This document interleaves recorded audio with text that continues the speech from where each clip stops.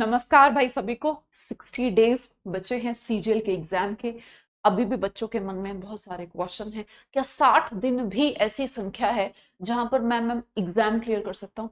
भाई आप guaranteed pre तो पास कर सकते हैं। मैं आपको एक ऐसा स्ट्रैटेजी यहाँ पर बताऊंगी। अगर आप अभी से अपने आप को ऐसा मानकर कि एकदम मैं न्यूट्रल सिचुएशन में यहाँ पर खड़ा हूं, तो मैं आज से मैम क्या करूं 60 दिन जिसमें इसकी गारंटी हो जाए, तो पूरा वीडियो देखेंगे। मैं एक एक चीजों पर बात करूंगी।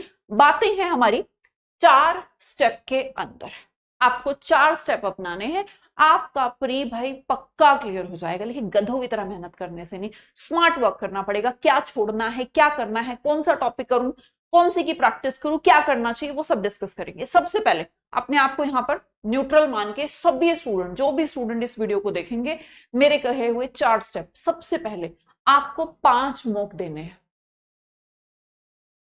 मैं एक मॉक देने को नहीं बोल रही बच्चे। एक मॉक में आपका क्या मार्क्स आता है वो डिसाइड नहीं करता कि प्री में लगभग आपका ये मार्क्स आएगा। मैं 5 मॉक देने को कह रही हूं। सबसे पहले आपको 5 मॉक देने हैं। अब आपको 5 मॉक जैसे ही आपने दे दिए, हो सकता है इसमें अलग अलग नंबरिंग आपका होगा। आपने 5 मॉक दी। अब हर तरीके का बच्चा, मैं हर तरीके के बच्चे की बात कर रही हूँ। हो सकता है किसी का स्कोर 110 हो, किसी का 120 हो सकता है बच्चे किसी का 130 हो सकता है किसी का 100 में भी निपट जाए, ऐसा भी पॉसिबल है।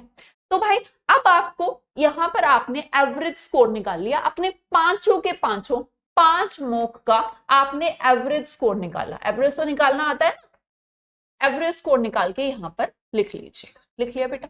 अभी मैम ये जो आया, ये मैं कहां पर हूं? मेरा जो प्री पास होगा मैं उसमें कहां पर हूं, कहां पर लाई करता हूं, ये बात मैं कहां से उठाऊं, ये रेफरेंस कहां से उठाऊं? आप उठाइए 137 नंबर से। लास्ट टाइम की मैं कट ऑफ की बात कर रही हूँ, रिजर्व्ड की भी बात नहीं कर रही, हाईएस्ट की बात कर रही हूँ। अब इसको भी अगर मैं मानूं तो बहुत ज्यादा सेफ स्कोर 137 से मैं 150 ले आती हूँ। 150, इससे ज्यादा का नीड आपको नहीं पड़ेगा। 150 नंबर में और आपके इस एवरेज स्कोर में कहां पर आप लाए करते हैं उस चीज को आप समझेंगे। देखिए यहां पर अलग अलग आपका स्कोर हो सकता है आपके 5 स्कोर 130 पे हो, क्या पता 120 पे हो, 100 पे हो, लेकिन आपका टारगेट ये है। आपका टारगेट है 150। सबसे पहले आपको 150 ही टच करना है। अगर आपने 150 टच कर दिया आपके मॉक्स के अंदर, तो 100% सिलेक्शन के आप सही दौर में, देखो घबराना नहीं, बस एग्जाम के दिन पता लगे 150 160 स्कोर आ रहा था। मैंने बहुत सारे ऐसे बच्चे देखे, बहुत बढ़िया तैयारी होती है उनकी, और एग्जाम के दिन पता नहीं क्या होता है, नर्वसनेस कि टाइम ऐसे भाग रहा था मैम, वो सेक्शनल टाइमिंग से परेशान हो जाना है। पता नहीं मैम घबराहट हो गई, नर्वसनेस हो गई, स्ट्रेस ज्यादा हो गया, और उसकी वजह से सब गलत मलत हो गया। बस उस चीज से बचना भाई, पूरे कॉन्फिडेंस से जाना। अगर यहां तक आप पहुंच गए, अब मैंने कहा यहां तो नहीं पहुंचे, आप कहीं ना कहीं यहां लाई करते हो, अब क्या करना है? देखो भाई, फॉर एग्जाम्पल हम मान लेते हैं कि आपके आए 120 नंबर, हो सकता है 110 हो, जो भी अपना अपना देख लीजिएगा आपका टारगेट क्या है। इस डिफरेंस को नोट करिएगा कि मेरा 30 मार्क्स का यहां पर डिफरेंस है, ये 40 मार्क्स का डिफरेंस है। तो बच्चे मैं आपको बता दूं कि 30 से 40 मार्क्स बिल्कुल पॉसिबल है कि अगले 2 महीने में आप इंक्रीज कर दें। उसके लिए भाई आपको क्या करना है? स्टेप नंबर 2 पे आना है। सबसे पहले 5 मॉक दे लिए, अपना स्कोर यहां पर देख लिया, ठीक है। अपने स्कोर को किस रेफरेंस से आपको मेजर करना है? 150 से आप मेजर कर लेना कि मेरा टारगेट 150 है। टारगेट तो पता होना चाहिए, ठीक है। इसके बाद आपने जैसे ही मॉक दिए थे, उस मॉक से दूसरा एनालिसिस करना है कि आपके सबसे कम स्कोर कहां पर है। आपका कम स्कोर हो सकता है इंग्लिश में हो सकता है कि मैम मेरा मैथ्स में हो, ऐसा भी पॉसिबल है। हो सकता है रीजनिंग में नहीं होगा, मे बी जीएस में हो, है ना, ये पॉसिबल है। सबसे कम स्कोर रीजनिंग में पॉसिबल नहीं है, और भाई अगर है भी तो गलत है ना, होना नहीं चाहिए। फिर भी अगर है तो कोई बात नहीं, वहां पर भी हम बात कर लेंगे। देखो आपने सबसे पहले तो अपना जो वीक सब्जेक्ट है उसको देख लेना है।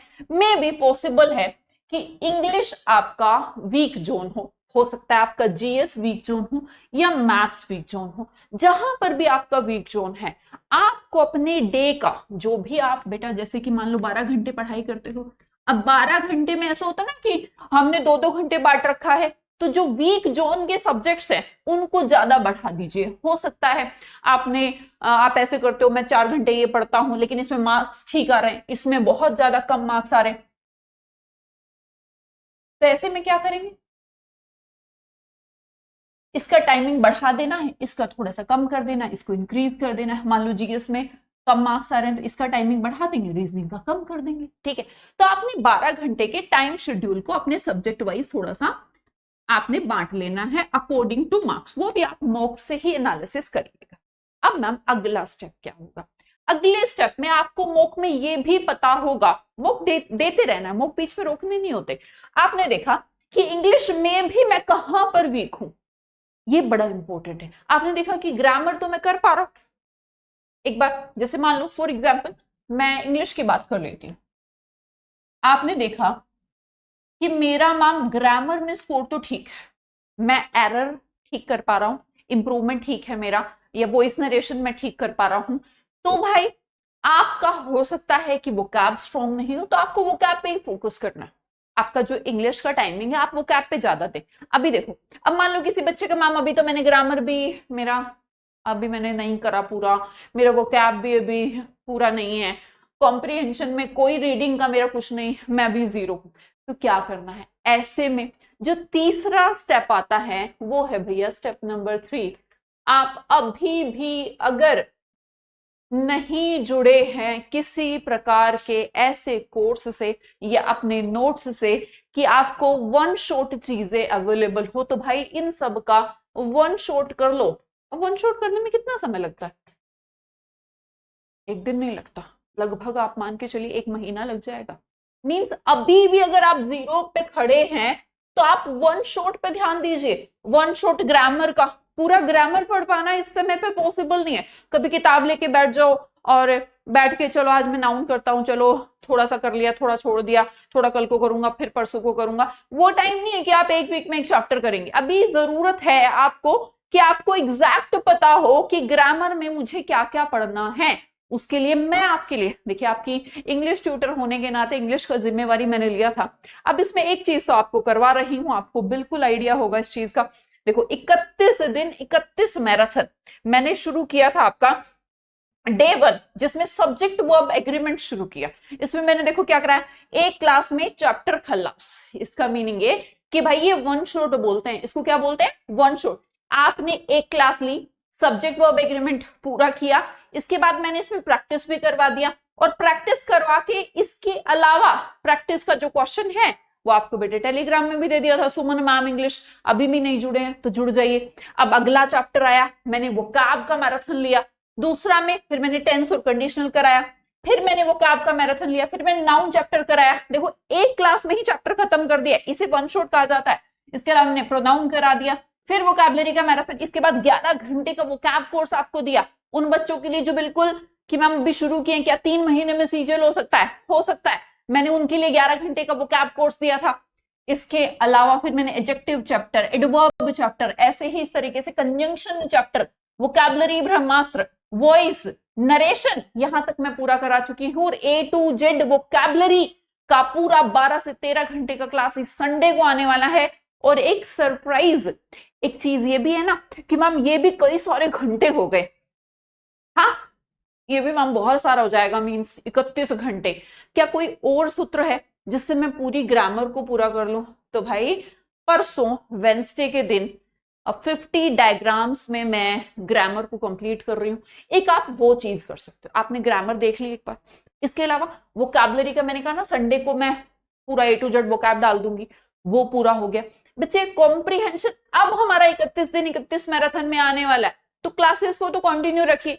तो आपका ये काम हो गया। अगर अभी भी बच्चे 0 पे हैं, अभी भी नहीं जानते, इसी तरह इंग्लिश के साथ साथ, अब मान लो कि मैथ्स में आपके साथ ऐसा है, आपने देख लिया कि मैथ्स में देखो ऐसा नहीं हो सकता। अब आप सोचें कि आज से मैं तैयारी शुरू कर रहा हूं, तो भाई ऐसे पॉसिबल नहीं है। मैथ्स में अपने चैप्टर लगा लीजिए। आपका हो सकता है कि आपका नंबर सिस्टम वीक हो सकता है आपको कंपाउंड इंटरेस्ट का क्वेश्चन नहीं बन रहा हो, तो अपने चैप्टर्स को लिख लीजिए और उन चैप्टर्स को पूरा करिए, उन चैप्टर्स का प्रैक्टिस करिए, और आप फिर मॉक दीजिए, आप फिर मॉक दीजिए। अगली बार ऐसा होना चाहिए कि अलजेब्रा का क्वेश्चन गलत था, इस बार अलजेब्रा का सवाल ठीक है, मॉक दीजिए, मॉक टेस्ट से एनालिसिस होगा। ऐसे ही बच्चा हर सब्जेक्ट में हो सकता है, जैसे इंग्लिश में, ऐसे मैथ्स में, हर एक में। अब आप क्या करेंगे, 20 दिन तक आपको यही काम करना है। ये 20 डेज का प्रोसेस दे रही हूं। कितने दिन का?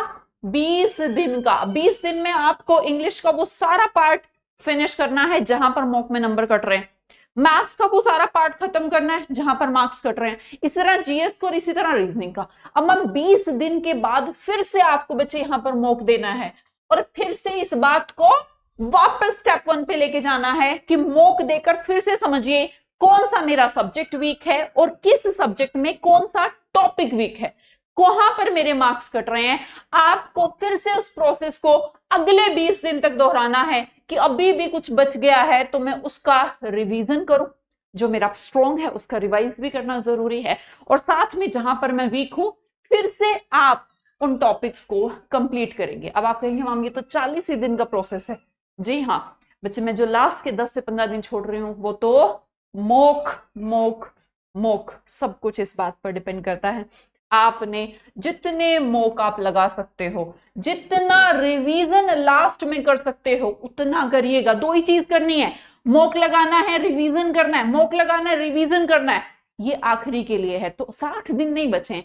अगर आप सोच के देखें तो सिर्फ 40 ही दिन में आपको पूरा का पूरा काम यहां पर कर लेना चाहिए। जो तरीका मैंने अपनाया है इस तरीके से आज और कल के दिन में ही आइडेंटिफाई कर लो सब्जेक्ट कौन सा, टॉपिक्स कौन से, और लग जाओ फटाफट उन टॉपिक्स को कवर करना, और उन सब्जेक्ट के ऊपर ज्यादा टाइम लगाओ जहां पर ये समस्या हो रही है। आप देखिएगा 20 दिन के बाद ही आपके मॉक का जो स्कोर है 110 से 130, 130 से 140 अपने आप हो जाता है। आपको पता होना चाहिए मेरा फिक्स प्रेपोजिशन गलत हो रहा है, तो यूट्यूब पे सब कुछ अवेलेबल है, डालो फिक्स प्रेपोजिशन, मिलेगा, सब कुछ पॉसिबल है, सब कुछ। वॉइस का क्वेश्चन गलत हो रहा है, वॉइस का वीडियो देखो, नरेशन का खत्म हो रहा है, वन शॉट नरेशन देखो, अब वन शॉट सीआई देखो, वन शॉट नंबर सिस्टम देखो, सब कुछ पॉसिबल है। अपने टॉपिक्स आज आइडेंटिफाई करके रख लो, हो सकता है वो 10 हो, 12 हो, 15 हो, अगले 20 दिन में उन्हें पूरा करना है, फिर से 5 मॉक देने हैं। आप देखिएगा आपको आपकी बड़ी बहन की बात याद आएगी, हाँ मेरे मार्क्स इंप्रूव हो चुके हैं, और अगला 20 दिन और अभी हमारे पास बचा होगा। इस बार हमारे 15 टॉपिक निकल के आएंगे, अगली बार 3 या 4 ही टॉपिक निकल के आएंगे। फिर जो वहां पर मार्क्स बढ़ाना थोड़ा मुश्किल होता है, पर मैं 180 190 स्कोर करने को बोल भी नहीं रही हूं, अपना टारगेट 150 रखिए, आप सेफ जोन में होंगे। उम्मीद करती हूं आज से ही आप इसे शुरू करेंगे। और ग्रामर का वन शॉट मैं प्रोवाइड करा रही हूं वेंसडे को 11 बजे रैंकर्स गुरुकुल पर ही, हाँ परसों के दिन आपको मिल जाएगा, तो वो पूरा कंप्लीट कर लीजिएगा। उसमें मैंने ग्रामर वो सिखाई है कि भाई ये पेपर में आता है, ऐसा हो तो ऐसा लगा दीजिएगा, ठीक है। तो इस तरीके की मेहनत हम आपके लिए कर रहे हैं। ऊपर से 31 दिन 31 मैराथन, उसे कंप्लीट कर लीजिए। इंग्लिश में तो नो टेंशन।